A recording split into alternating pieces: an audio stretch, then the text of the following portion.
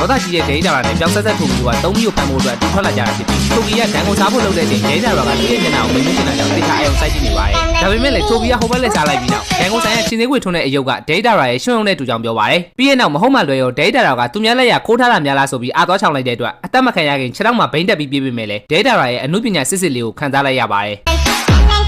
အဲ့ဒီတစ်ဖက်မှာတော့စိတ်ကောက်နေတဲ့ဒိတ်တာရာကိုထိုဘီကလိုက်ချော့ပေးမယ်စိတ်ကောက်မပြေပဲထွက်သွားလို့ပြောတဲ့အတွက်တယောက်တည်းသုံးပြီးကိုရှာဖို့ထွက်လာခဲ့ရပါတယ်။ထွက်လာရင်းနဲ့ရေကန်ဘေးကိုရောက်တဲ့အချိန်မှာတော့ဂျိတ်ဘေးဂျူးစုကိုသုံးဖို့ပြင်နေတဲ့ကိုနိုဟာနေညာတွေနဲ့ဘေးကလည်းသူ့လိုပဲချောင်းကြီးနေတဲ့ရင်းကြီးကိုတွေ့သွားတာကြောင့်အေးအေးဆေးဆေးထိုင်ကြည့်နေပါတယ်။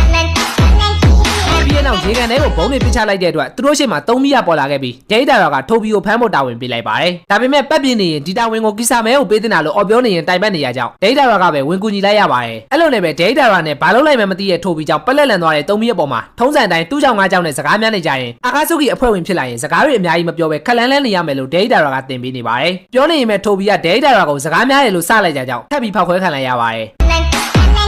ပြီးရင်နောက်သုံးမီကဂျင်ဂျူရီကမရှိရကြောင်းသူ့ရဲ့စွမ်းအားကိုဘလို့ထိန်းချုပ်ရမလဲဆိုတာကိုမသိပဲအားနည်းတာဖြစ်ကြောင်းဒိတ်တာရာကရှင်းပြနေပေမဲ့ထိုဘီကအိပ်ပျော်နေရကြောင်းသူ့ရဲ့အမှုပညာနဲ့ပဲထပ်ပြီးနိုးပေးလိုက်ရပါတယ်